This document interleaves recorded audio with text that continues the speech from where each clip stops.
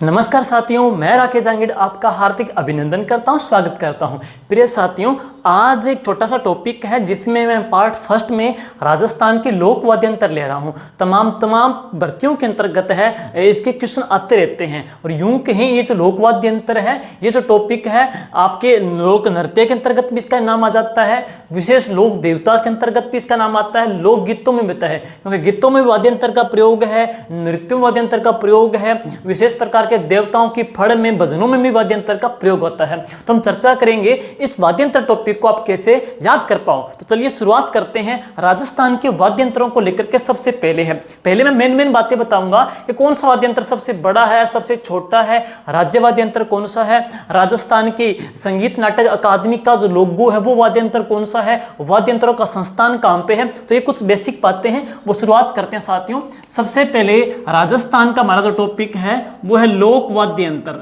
तो लोक वाद्य यंत्र हमारा जो टॉपिक है साथियों वो है लोक वाद्य यंत्र है। तो सबसे पहले जो क्वेश्चन इसके अंतर्गत मैं करा रहा हूं, लोक वाद्य अंतर्गत आप पढ़ेंगे, आपसे क्या पूछेगा, राजस्थान के अंतर्गत है, राजस्थान के अंतर्गत है लोक वाद्य यंत्र संस्थान कहां पे है। पहला प्रश्न क्या पूछेगा, राजस्थान में लोक वाद्य यंत्र संस्थान, लोक वाद्य यंत्र संस्थान है भाई, ये कहां पे है, तो ये प्रश्न आएगा। दूसरा, राजस्थान संगीत नाटक अकादमी, दूसरा सुनिए, राजस्थान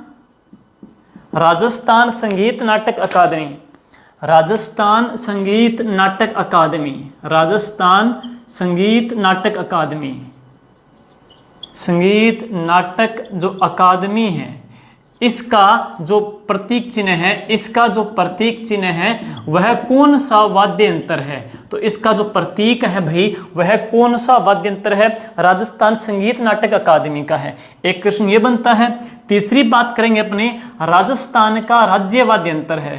तो राजस्थान का राज्य, राजस्थान का भाई राज्य वाद्य यंत्र है वह कौन सा है। और इसके बात करेंगे सबसे आप पढ़ेंगे, एक तो प्राचीन वाद्य यंत्र है, ठीक, एक सबसे लंबा वाद्य यंत्र है, एक सबसे छोटा वाद्य यंत्र है। कि सबसे छोटा वाद्य यंत्र कौन सा है, सबसे लंबा वाद्य यंत्र कौन सा है, सबसे प्राचीन वाद्य यंत्र कौन सा है, और सर्वाधिक तार है, सर्वाधिक तार, सर्वाधिक जो तार है वो कौन से वाद्य यंत्र के अंतर्गत आ जाते हैं। तो चलिए शुरुआत करते हैं। सबसे पहले सुनिएगा, राजस्थान में लोक वाद्य यंत्रों का भाई जो संस्थान है वो कहां पे है, जोधपुर में है। तो राजस्थान में लोक वाद्य यंत्र संस्थान कौन से जिले के अंतर्गत रहेगा, जोधपुर जिले के अंतर्गत रहेगा है। दूसरे सुनिए, राजस्थान की जो संगीत नाटक अकादमी है, राजस्थान संगीत नाटक जो अकादमी है उसका जो वाद्य यंत्र है, उसका जो प्रतीक है वह कौन सा है भाई। तो इसका पढ़ेंगे, ये आ जाएगा सुरिंदा, ये सुरिंदा है। और इसका जो प्रयोग है विशेष तौर पे राजस्थान के अंतर्गत मारवाड़ क्षेत्र में है। कौन सी जाति करती है, लंगा जाति करती है भाई। और यह कौन सी श्रेणी का है, तार वाला जाता है, यानी कि यूं कहें तत् श्रेणी का वाद्य यंत्र है। तो राजस्थान संगीत नाटक अकादमी का भाई यह प्रतीक चिन्ह आ जाता है। अब सुनिए, राजस्थान का राज्य वाद्य यंत्र आपसे पूछेगा, तो राजस्थान का जो राज्य वाद्य यंत्र है वह कौन सा है, अलगोजा। राजस्थान का राज्य वाद्य पूछे जाए तो कौन सा रहेगा, अलगोजा पूछेंगे हम। अब सुनिए, राजस्थान का सबसे लंबा वाद्य यंत्र कहेंगे, सबसे जो लंबा वाद्य यंत्र है वह कौन सा है, सबसे छोटा कौन सा है, सबसे प्राचीन कौन सा है, सबसे बड़ा कौन सा है। सुनिए, इसमें करना है सबसे बड़ा, सबसे बड़ा, तो सबसे बड़ा। सुनिए भाई, सबसे मैं बड़ा लिखाता हूं पहले। सबसे जो बड़ा वाद्य यंत्र है भाई वो है बम, बम भी कहते हैं इसको टामक भी कहते हैं, इसको दमामा भी कहते हैं। तो बम, टामक, दमामा राजस्थान का सबसे बड़ा वाद्य यंत्र है। राजस्थान में मीणा जनजाति एक नृत्य करती है, मीणा जनजाति एक नृत्य करती है, कौन सा, रसिया नृत्य करती है। तो रसिया नृत्य करती है तो उस दरमियान कौन सा वाद्य यंत्र बजता है, बम रसिया बजता है। इसी वजह से उस नृत्य का नाम क्या रख दिया, बम रसिया कर दिया। पूर्वी राजस्थान में नृत्य ज्यादा होता है,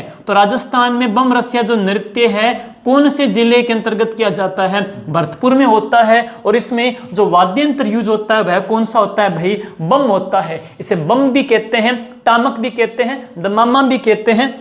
आपसे पूछे यह कौन सी श्रेणी का वाद्य यंत्र है, तो यह आ जाता है अवनद श्रेणी का वाद्य यंत्र। अवनद वो होते हैं जिनके ऊपर चमड़ा मंडा होता है। अब सुनिए, राजस्थान का सबसे छोटा वाद्य यंत्र कहें तो भाई राजस्थान का सबसे छोटा जो वाद्य यंत्र है वह कौन सा है, मोरचंग। मोरचंग राजस्थान का सबसे छोटा वाद्य यंत्र है। एक प्रकार का यूं कहें कैंची की तरह होता है, लोहे का हैंडल होता है वैसा होता है, और दांतों के बीच, होठों के बीच में रख करके इसको बजाया जाता है। और सुनिएगा, ये जो वाद्य यंत्र है ना कैंची की तरह होता है, और इस वाद्य यंत्र को ज्यूप हॉर्प भी कहते हैं। ये प्रश्न एग्जाम में पुलिस भर्ती में आया था, तो इसे ज्यूप हॉर्प भी कहते हैं। तो इसे भाई ज्यूप हॉर्प भी कहा जाता है। और यह लंगा जाति के द्वारा पश्चिमी राजस्थान में यूज होता है। वो कौन सा है, मोरचंग। और ये लोहे का तो बना होता है, लेकिन इसे दांतों के मध्य रख करके जो सांस है उससे बजाया जाता है। तब कह सकते हैं कि ये कौन सी श्रेणी का है, फूंक वाला है, यानी कि यूं कहें यह सुशिर श्रेणी का वाद्य यंत्र आ जाता है। आगे सुनिएगा, राजस्थान का सबसे जो लंबा वाद्य यंत्र है भाई, राजस्थान का सबसे लंबा वाद्य यंत्र कौन सा है, रबाब है। ये जो रबाब है ना कौन सी श्रेणी में आता है, तार वाले में आता है, तत् श्रेणी में आता है। और भाई इसमें कितने तार होते हैं, इसमें कुल 4 तार होते हैं। तो सबसे लंबा पूछेंगे तो कौन सा, रबाब है।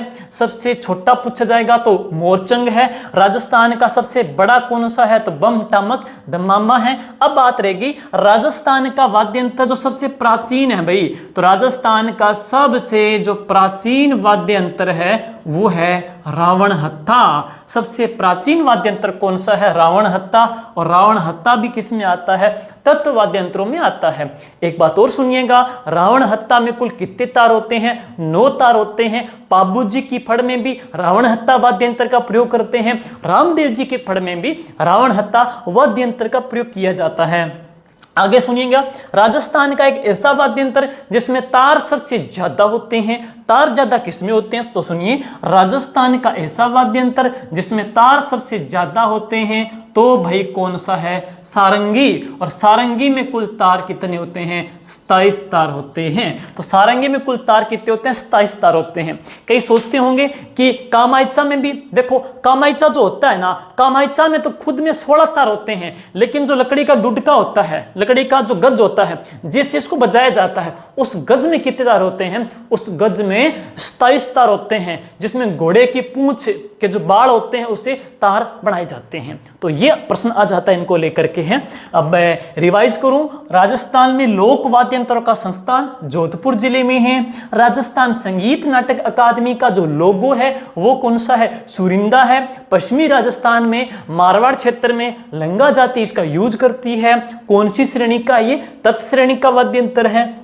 अब बात करेंगे राजस्थान का राज्य वाद्य यंत्र कौन सा है भाई, अलगोजा है। और जिसमें कहते हैं 2 लकड़ी के अलगोजे होते हैं बांसुरी की तरह, जिनको मुंह में रख करके बजाया जाता है। राजस्थान का सबसे छोटा वाद्य यंत्र मोरचंग है, जिसको ज्यूप हॉर्प भी कहते हैं। लंगा जाति इसका पश्चिमी राजस्थान में यूज करती है।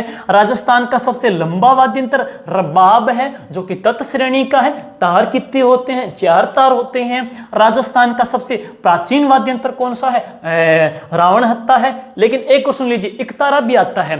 इकतारा को आदि वाद्य यंत्र कहते हैं क्योंकि ये नारद जी ने प्रयोग किया था। तो इकतारा भी आता है, इसको आदि वाद्य यंत्र कहते हैं क्योंकि नारद मुनि का ये वाद्य यंत्र था।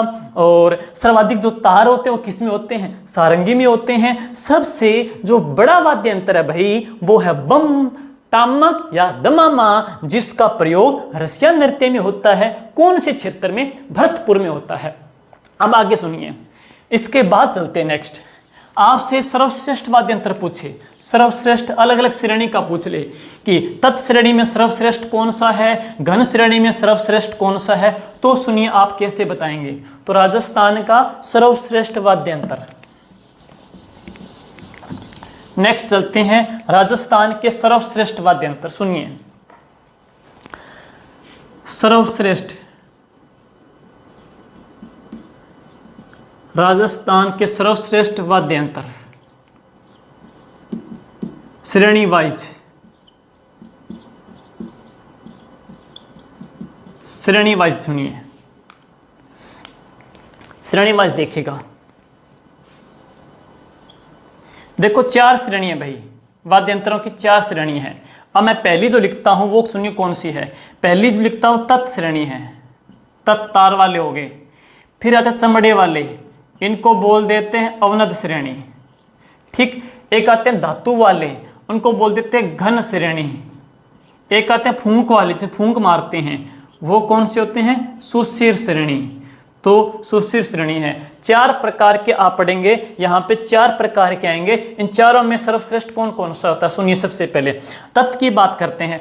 तत् वाद्य यंत्रों में सर्वश्रेष्ठ जो होती है भाई, तत् वाद्य यंत्रों में सर्वश्रेष्ठ होती है, वह कौन सी होती है? सारंगी। सारंगी तत् वाद्य यंत्रों में सबसे बेस्ट मानी जाती है। और सारंगी का जो उल्लेख मिलता है, सुनिए, सारंगी का जो उल्लेख मिलता है वह किस में मिलता है? एक ग्रंथ आएगा जो कि संगीत राज है। संगीत राज किसने लिखा था भाई? राणा कुंभा ने लिखा था। इसमें कुल खंड कितने हैं? 5 खंड इसके अंतर्गत आ जाते हैं। तो सारंगी में कुल तार कितने होते हैं? 27 तार हो जाते हैं।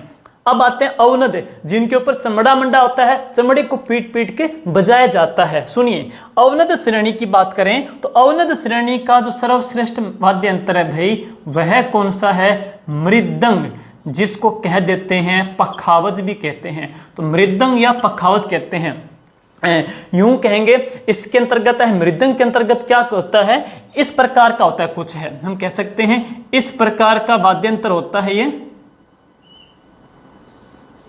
इस प्रकार का वाद्य यंत्र होता है जिनके मुंह के ऊपर है चमड़ा मंडा जाता है, जिनके दोनों साइड मुंह के ऊपर चमड़ा मंडा जाता है और बीच में डोरियां कसी होती है। यूं कह सकते हैं यह वाद्य यंत्र कौन सा है? मृदंग है। और इसके जो कलाकार है वो कौन से हैं? पुरुषोत्तम दास पखावज हैं। तो इसके जो कलाकार हैं पुरुषोत्तम दास पखावज, इसके प्रसिद्ध कलाकार आ जाते हैं, मृदंग के कलाकार हैं। बाकी कलाकार मैं लास्ट में आपको एक ठीक सारणी बता दूंगा। प्रमुख कलाकार और उनका संबंध कौन से जिले से है और उनका संबंध कौन से वाद्य यंत्र से, पूरी एक सारणी वाइज अपने कर लेंगे, दूसरे वीडियो के अंतर्गत है। अब आगे सुनिए, सुशिर कौन से होते हैं? जिसमें फूंक मारते हैं। सुशिर वाद्य यंत्रों में भाई सबसे बेस्ट कौन सी होती है? तो सुशिर वाद्य यंत्रों में सर्वश्रेष्ठ होती है तो कौन सी? शहनाई होती है। और उस्ताद बिस्मिल्लाह खान और चांद खान इसके प्रसिद्ध कलाकार हैं। राजस्थान में चांद खान इसके प्रसिद्ध कलाकार आ जाते हैं। घन श्रेणी की बात करें तो घन श्रेणी का सर्वश्रेष्ठ वाद्य यंत्र भाई कौन सा है? मंजीरा है, जो धातु की 2 जोड़ियां होती है, धातु की 2 जोड़ियां होती है जिनको आपस में टकरा करके बजाया जाता है। 13 ताली नृत्य में किसका प्रयोग होता है? मंजीरे का ही प्रयोग होता है। तो ये है श्रेणी वाइज सबसे बेस्ट वाद्य यंत्र, कभी आपसे पूछे तो है।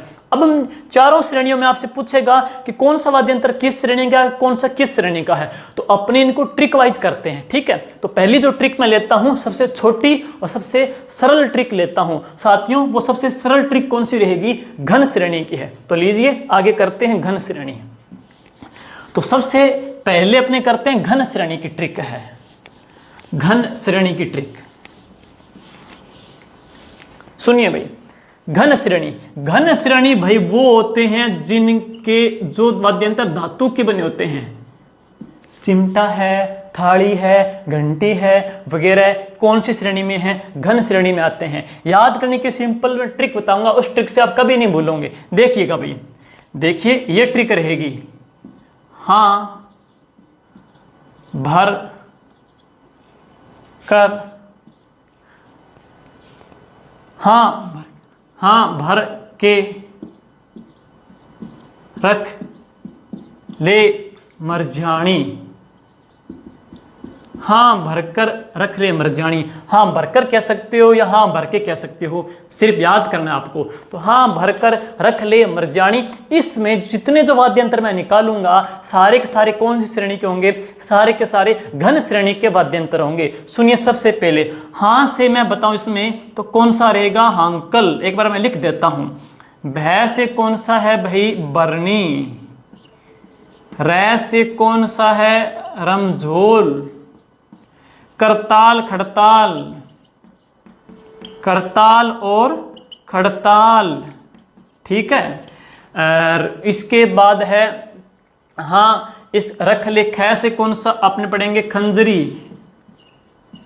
ख से इसके अंतर्गत हम पढ़ेंगे कौन सा है, खंजरी आ जाएगा है। ले से कौन सा है, लेजिम, ले से पढ़ेंगे तो कौन सा आ जाएगा, लेजिम है। मैं से पढ़ेंगे तो कौन सा है, मंजीरा, मैं से कौन सा है, मंजीरा आ जाता है। रै से मैंने यहाँ पे मैंने रै से क्या निकला, रमझोल नहीं निकला क्या, रै से रमझोल यहाँ पे आ गया। अगर यहाँ पे न लिखे तो यहाँ पे रै से रमझोल कर सकते हो, रै से रमझोल भी कर सकते हो, दोबारा आ जाएगा वैसे रमझोल, ठीक है, कोई दिक्कत नहीं है। अब देखो झा से है झालर और झा से है झांझ, दो आ जाएंगे है, झा से है झालर, झा से है झांझ। अन्य के अंतर्गत मैं आपको बताऊं, अन्य के अंतर्गत है घंटी भी है, चिमटा भी है, थाली भी है, ये अन्य में कह सकते हो। तो अन्य में कोई दिक्कत है नहीं, आप कर दोगे आराम से। घंटी सबको पता ही है, थाली सबको पता ही है, चिमटा सबको पता ही है, तो ये अन्य में आ जाते हैं, ये सारे धातु में होते हैं। अब सुनिए, विशेषता आपसे पूछेगा तो किस प्रकार से है, देखिए भाई, इनमें से मैं सबसे पहला जो बताऊं हांकल है। हांकल जो वाद्य यंत्र है ना, भील, भीलों के धर्म गुरु, भील जनजाति है, भील जनजाति के जो धर्म गुरु हैं वह इसका प्रयोग करते हैं। तो प्रश्न आ जाएगा भीलों को लेकर के। तो आगे मैं बताऊंगा कल अगले वीडियो में, भीलों का एक दुकाको वाद्य यंत्र भी है और भीलों का एक और कौन सा है, ये हांकल वाद्य यंत्र भी आ जाता है। इसका संबंध किस जनजाति से है, भीलों से है। एक प्रकार का सांकड़ जैसा होता है जिसका प्रयोग भील जनजाति का जो धर्म गुरु है वह करता है। अब सुनिए, वेरी वेरी मोस्ट इंपॉर्टेंट है बरनी। सुनो भाई, बरनी क्या होता है, देखिए ये घड़ा होता है, एक घड़ा हो गया, ठीक है, एक घड़ा होता है और ये घड़ा है भाई। और इस घड़े की बात करते हैं, घड़े का ये मुंह है, घड़े का ये मुंह आ जाता है, ठीक है, घड़े का मुंह है। घड़े के मुंह के ऊपर, घड़े के मुंह के ऊपर एक धातु की प्लेट रख देते हैं। ये घड़ा है, घड़े के मुंह के ऊपर एक प्लेट है, घड़े के मुंह के ऊपर एक धातु की क्या रख देते हैं, प्लेट रख देते हैं। अब इसी वाद्य यंत्र का जो नाम है वह क्या है, बरनी। धातु की प्लेट रख दी, मतलब धातु वाले किस में आते हैं, घन में आते हैं। अब सुनो, यूज कब करते हैं, जब किसी व्यक्ति को सांप डस लेता है तो तेजा जी के जो पुजारी होते हैं, सुनिए, तेजा जी के पुजारियों को घोड़ला कहते हैं। जब किसी व्यक्ति को सांप डस लेता है तो तेजा जी के जो पुजारी होते हैं, जिनको क्या बोलते हैं, घोड़ला कहते हैं, वो क्या करते हैं, गोमूत्र का कुरला करते हैं, गोमूत्र का कुरला करते हैं और इस बरनी वाद्य यंत्र के बजाते हैं और उस सर्पदस्त व्यक्ति का इलाज करते हैं। राजस्थान में ये जो इलाज होता है वो बांवता गांव अजमेर में होता है। भाई गांव कौन सा, बांवता गांव। तो बांवता गांव अजमेर में होता है, जहां पे तेजा जी के पुजारी हैं, सर्पदस्त का निःशुल्क इलाज करते हैं। लेकिन सर्पदस्त का इलाज बांवता गांव अजमेर में करते टाइम कौन से वाद्य यंत्र का प्रयोग होता है, भरणी का प्रयोग होता है। और भरणी का प्रयोग होता है, भरणी कौन सी श्रेणी में है, घन श्रेणी के अंतर्गत आ जाता है। नेक्स्ट देखिए, इसके बाद है तो हांकल भी पूरा हो गया, बरनी भी हो गया। रमझोल, रमझोल की बात करते हैं, जैसे कि ये पग है, जैसे कि पग है, ठीक है, जैसे कि बात करते हैं पग है। और नर्तकी जब नृत्य करती है, नृत्यकी जब नृत्य करती है तो उसकी अपने बात कहेंगे पिंडलियों में है, पिंडलियों में पायल की तरह, पायजेब की तरह घुंघरू बंधे होते हैं। चमड़े की पट्टी होती है, चमड़े की पट्टी पे जो घुंघरू बंधे होते हैं, चमड़े की पट्टी पे घुंघरू बंधे होते हैं। तो यह वाद्य यंत्र फिर कौन सा बन गया, घुंघरू आपस में टकरा करके ध्वनि उत्पन्न करते हैं। धातु के हो गए तो ये कौन सा हो गया, रमझोल हो गया। तो नर्तकी जब नृत्य करती है तो उसके पैरों में चमड़े की पट्टी पे जो घुंघरू बंधे होते हैं वह वाद्य यंत्र फिर कौन सा बन गया, रमझोल बन गया है। अब इसके बाद चलते हैं, नेक्स्ट है, देखो खड़ताल। खड़ताल आपने देखा होगा, लकड़ी की गुटिका होती है, लकड़ी की इसी प्रकार गुटिका होती है, लकड़ी की गुटिका होती है और इसमें क्या है, कांस्य की धातु की प्लेट होती है, कांस्य की धातु की प्लेट होती है जिनको आपस में टकरा करके बजाया जाता है। आपने देखा होगा नारद मुनि भी हाथ में रखते हैं, हनुमान जी भी हाथ में रखते हैं, इन्हीं को क्या बोल देते हैं, खड़ताल कहते हैं। और राजस्थान में खड़ताल का जादूगर, राजस्थान में खड़ताल का जादूगर किसे कहा जाता है? सदीक खान मांगणियार को कहा जाता है। और भाई सदीक खान मांगणियार जी राजस्थान में कौन से जिले से हैं? बाड़मेर से हैं। और एक बात और सुन लीजिए, बाड़मेर में ही आरटीडीसी के नाम का खड़ताल होटल है। तो आरटीडीसी का एक खड़ताल नाम का होटल भी कहाँ पे है? बाड़मेर में है। खड़ताल के जादूगर सदीक खान मांगणियार भी कहाँ के हैं? बाड़मेर के आ जाते हैं। अब सुनिएगा, अब मैं बात करूं खंजरी की बात करते हैं। जो किन्नर समाज होता है, देखो चंग एक बड़ा घेरा होता है, चंग एक बड़ा घेरा होता है। किन्नर समाज होता है वो रखता है चंग का छोटा सा रूप होता है। चंग का एक छोटा सा एक घेरा होता है, छोटा सा रूप होता है। और चंग का छोटा सा घेरा होता है, इसकी एक साइड तो खुली होती है, दूसरी साइड चमड़ा मंडा होता है। तो यूं कह सकते हैं यह अवनद की श्रेणी में भी आता है, यह अवनद की श्रेणी में भी आता है। लेकिन इसकी किनारों के ऊपर है, इसकी किनारों के ऊपर भी क्या होते हैं? तस्तरियां लगी होती है और इनको आपस में बजाया जाता है। आपने छल्ली सुना होगा, गुरदासमान। गुरदासमान जब गाना गाते हैं तो गुरदासमान जो बजाता है ना वाद्य यंत्र, वह कौन सा है? खंजरी है। तो खंजरी भी कौन सी श्रेणी का है? ये घन श्रेणी का वाद्य यंत्र आ जाता है। यूं कहें ये घन में भी आ गया। और वैसे अगर चमड़े को एक साइड चमड़ा है, चमड़े को थपकी लगा के बजाते हैं तो दूसरा यूं कह सकते हैं यह अवनद की श्रेणी में भी आता है। अब सुनिए लेजिम। लेजिम क्या होता है? धनुष नुमा लकड़ी होती है भाई, धनुष नुमा एक लकड़ी होती है। लेजिम में क्या होता है? धनुष नुमा एक लकड़ी होती है और इसके ऊपर है, धनुष नुमा लकड़ी होती है और इसके ऊपर है इससे तस्तरियां सी बंदी होती है, तस्तरियां से आपस में बंधी होती है, लकड़ी के ऊपर है, जिनको आपस में टकरा करके बजाया जाता है। और इसको कह देते हैं ग्रासियों की लेजिम। तो लेजिम कौन सी जनजाति का वाद्य यंत्र है? ग्रासिया जनजाति का। गैरासी सिरोही, गैरासी सिरोही। ग्रासिया जनजाति सर्वाधिक कहाँ रहती है? सिरोही में रहती है। राजस्थान की ये तीसरी बड़ी जनजाति है, राजस्थान की एकमात्र जनजाति है जिसमें मृतक का संस्कार 12वें दिन किया जाता है। वह कौन सी? ग्रासिया। ग्रासिया जनजाति का जो इकट्ठा बाहुल्य है उसको भाकर पाटा कहते हैं, जहां पे इनके 24 गांव हैं, सिरोही जिले के अंतर्गत है। ग्रासियों का वाद्य यंत्र जिसमें धनुष नुमा लकड़ी होती है, जिसमें कांसे की खपचियां सी ये होती है जो आपस में टकरा करके ध्वनि उत्पन्न करती है, उसको क्या बोल देते हैं? लेजिम कहा जाता है। नेक्स्ट रमझोल आ चुका है। मंजीरा सुनिएगा। मंजीरा आपको मैंने बता ही दिया, मंजीरे हैं दो तस्तरियां होती है, गोल गोल होती है, दो पित्तल की धातु की बनी होती है, जिनको आपस में टकरा करके बजाया जाता है। लेकिन इंपॉर्टेंट है, 13 ताली नृत्य में, 13 ताली नृत्य में कुल कितने मंजीरे प्रयोग होते हैं? तो मंजीरे का जो प्रयोग होता है भाई वह किस में होता है? 13 ताली नृत्य में। सुनो, 13 ताली नृत्य में 9 2 2 कुल कितने हो गए? 13 मंजीरे का प्रयोग होता है। 2 मंजीरे दोनों हाथों में होते हैं, ठीक है। 2 मंजीरे दोनों कोहनी में होते हैं, ठीक है। लेकिन 9 मंजीरे होते हैं वो कौन से पैर पे होते हैं? 9 मंजीरे होते हैं भाई वो दाएं पैर पे बांधते हैं। और इसकी प्रसिद्ध जो कलाकार थी वो मांगी बाई थी, पादर लगाम पाली वाली, जिनका हाल ही में निधन हुआ है। तो 13 ताली नृत्य में किसका प्रयोग होता है? मंजीरा वाद्य यंत्र का प्रयोग होता है। अब आगे चलते हैं। रमझोल भी आ चुकी है। झालर। झालर सुनिए क्या होती है? मंदिरों में आप शाम को जाते हैं, शाम को जाते हैं मंदिरों में जाते हैं, मंदिरों में जाते हैं, एक बड़ी घंटी सी होती है, एक बड़ी घंटी सी होती है जिसके धागा सा बंधा होता है, ठीक है। और एक साथ में क्या होता है? लकड़ी का एक हथौड़ा सा रखा होता है, साथ में लकड़ी का एक हथौड़ा सा रखा होता है, ठीक है। और इसी लकड़ी के हथौड़े से इसको बजाया जाता है, मंदिरों में बजाया जाता है। इसी को क्या बोल देते हैं? झालर कहते हैं। तो इसको क्या बोल देते हैं? झालर बोल देते हैं। इसका जो प्रयोग होता है वो मंदिरों में किया जाता है।